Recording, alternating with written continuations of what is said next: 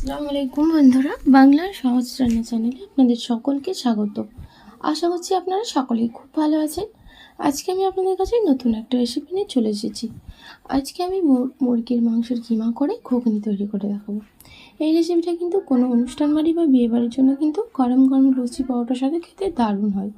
তাই ঝটপট তৈরি করে ফেলুন। তো সবার প্রথমে আমি এখানে নিয়ে নিয়েছি মটর। তো আমি এখানে 2 কিলো মটর নিয়ে নিয়েছি। মটরটাকে খুব ভালো করে আগে থেকেই চুলোতে সেদ্ধ করতে বসিয়ে দিয়েছিলাম। তো দেখতেই পাচ্ছেন আমি ঢাকনা এঁটে সেদ্ধ করতে বসিয়ে দিয়েছি। তো আমি খুব ভালোভাবে আগে মটরটাকে সেদ্ধ করে নেব। তো ফাইনালি মটরটা খুব ভালোভাবে সেদ্ধ হয়ে গিয়েছে। এরপর আমি মটরটাকে ছেঁকে নেব। আর অবশ্যই কিন্তু মটরটাকে আগে থেকে প্রায় 3-4 ঘন্টা আগে থেকে ভিজিয়ে রাখতে হবে। তো ভেজানোর পরে আমি খুব ভালো করে হাঁড়িতে মটরটাকে সেদ্ধ করে নিলাম। এরপর ঘুগনির জন্য আমি আলু কেটে রেখেছি। আলুটাকে কেটে জলের মধ্যে ভিজিয়ে রেখেছি। এরপর আমি জল থেকে ছেঁকে আলুগুলোকে তুলে নিচ্ছি। আর এখানে আলুর পরিমাণটা অনেকটাই বেশি, সেই জন্য আমি এখানে আলুটা আর ভাজছি না। একটু মশলাটা কড়া করে দিয়ে খুব ভালোভাবে কষিয়ে নিলেই কিন্তু একদম রেসিপিটা দারুণ মুছে যাবে। তো এরপর মটরটা সেদ্ধ হয়ে যাওয়ার পর আমি রেসিপিটা শুরু করে দেবো। তার জন্য একটা বড় হাঁড়ি নিয়ে নিয়েছি। হাঁড়ির মধ্যে দিয়ে দিলাম তেল। তো এখানে আমি 250 গ্রাম তেল নিয়ে নিয়েছি। তেলটা খুব ভালোভাবে গরম হয়ে গেলে আমি দিয়ে দিলাম তেজপাতা আর কিছু গোটা গরম মশলা। দেওয়ার পর খুব ভালো করে ভেজে নেওয়ার পর দিয়ে দিলাম পেঁয়াজ কুচি। তো এখানে আমি 400 থেকে 500 গ্রামের মতো পেঁয়াজ নিয়ে নিয়েছি। পেঁয়াজটাকে খুব ভালোভাবে কুচি করে নিয়েছি। এরপর পেঁয়াজটাকে খুব ভালো করে লাল করে ভেজে নেব। তার জন্য আমি পেঁয়াজের মধ্যে দিয়ে দেবো লবণ। লবণ দিয়ে পেঁয়াজটা ভাজলে কিন্তু তাড়াতাড়ি সুন্দর একটা কালার চলে আসে। তো খুব ভালোভাবে আমি পেঁয়াজটাকে একটু হালকা লাল করে ভেজে নিলাম। এরপর এর মধ্যে দিয়ে দেবো আদা রসুনের পেস্ট। তো এখানে একটু বেশি পরিমাণে আদা রসুনের পেস্টটা দিতে হবে। তো যতটা পরিমাণে আলু আর ঘুগনি আছে সেই পরিমাণ করে এখানে আদা রসুনের পেস্টটা দিয়ে নিতে হবে।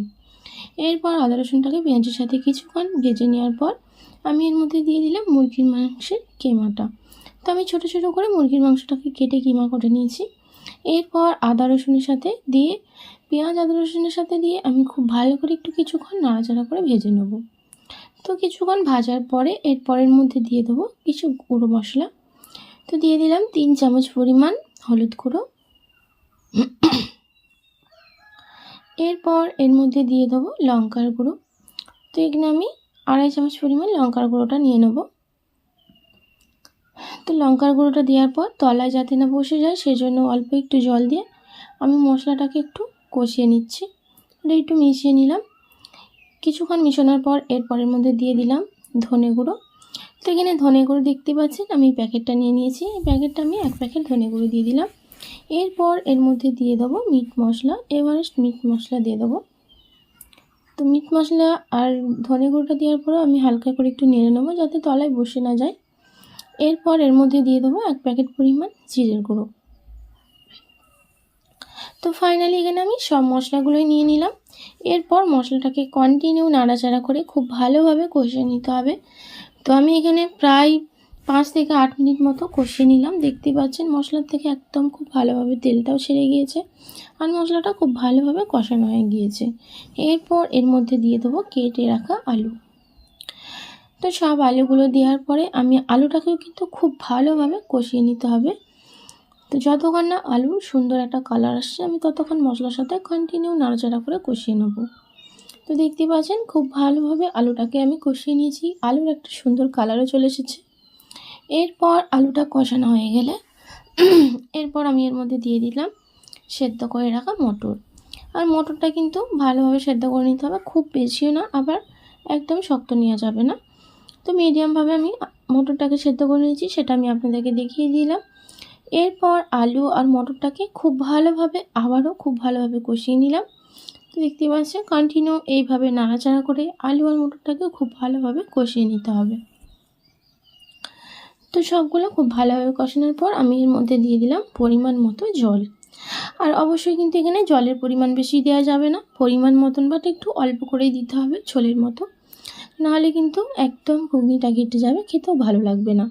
কারণ আমি অনেকটা টাইম ধরে মটর আর ঘুগনি কষিয়ে নিয়েছি। তো পরিমাণ মতন জল দেওয়ার পর ঢাকনা এটা রেখে দিয়েছিলাম। কিছুক্ষণ পর ঢাকনাটা খুললাম, দেখতেই পাচ্ছেন কতটা সুন্দর কালার হয়েছে।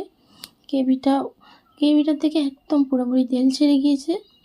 আর দেখতে পাচ্ছেন আমি একটু নাড়াচাড়া করে আমি আবারও ঢাকনাটা কুক করে নেব। তো কিছুক্ষণ আবারও ঢাকনাটা কুক করে নেওয়ার পর আমি আবারও ঢাকনাটা খুললাম। তো দেখতেই পাচ্ছেন গ্রেভিটা কিন্তু অনেকটাই শুকনো হয়ে এসেছে। তো এরপর আমি সবশেষে দিয়ে দিলাম গরম মশলার গুঁড়ো। তো এখানে আমি 1 প্যাকেট গরম মশলার গুঁড়ো দিলাম। গরম মশলার গুঁড়োটা দেওয়ার পরে আমি এখানে দিয়ে দেবো, আমি আগে থেকে বাড়িতে আমি অল্প একটু পেঁয়াজ বেরেস্তা করে রেখেছিলাম। আর যে কোনো রেসিপির শেষে মানে মাংস বা এই ঘুগনি বা আলুর দম সব শেষে এইভাবে পেঁয়াজ বেরেস্তা করে দিলে কিন্তু খেতে এর সেন্টটাও দারুণ হয়, স্মেলটাও দারুণ হয়, আর খেতেও কিন্তু দুর্দান্ত টেস্ট হয়। তো আমি গরম মশলা আর পেঁয়াজ বেরেস্তা দেওয়ার পরে খুব ভালোভাবে নাড়াচাড়া করে নিলাম। আর দেখতেই পাচ্ছেন আমি আপনাদেরকে দেখিয়ে দিচ্ছি আলু আর ঘুগনিটা খুব ভালোভাবে কিন্তু সেদ্ধ হয়ে গিয়েছে। এরপর আমি একটু নাড়াচাড়া করে ঘেঁটে দেবো যাতে গ্রেভিটা একটু গাঢ় হয়। তো ফাইনালি এই ঘুগনিটা আমার রেডি হয়ে গিয়েছে। এরপর আমি একটা জায়গার মধ্যে সার্ভ করে দেখিয়ে দিচ্ছি কতটা সুন্দর হয়েছে। তো বন্ধুরা আপনারা দেখে আশা করছি বুঝতেই পারছেন মুরগির মাংস কিমা করে এই ঘুগনিটা রেসিপিটা আপনাদের কেমন লেগেছে। আপনারা অবশ্যই কমেন্ট করে জানাবেন, ভালো লেগে থাকলে লাইক ও বন্ধুদের সাথে বেশি বেশি করে শেয়ার করে দেবেন। আমার নতুন বন্ধু হয়ে থাকলে অবশ্যই আমার চ্যানেলটি সাবস্ক্রাইব করে দেবেন। আচ্ছা এই পর্যন্তই আমার ভিডিওটা শেষ করলাম। আপনারা সকলেই ভালো থাকবেন, সুস্থ থাকবেন। ধন্যবাদ।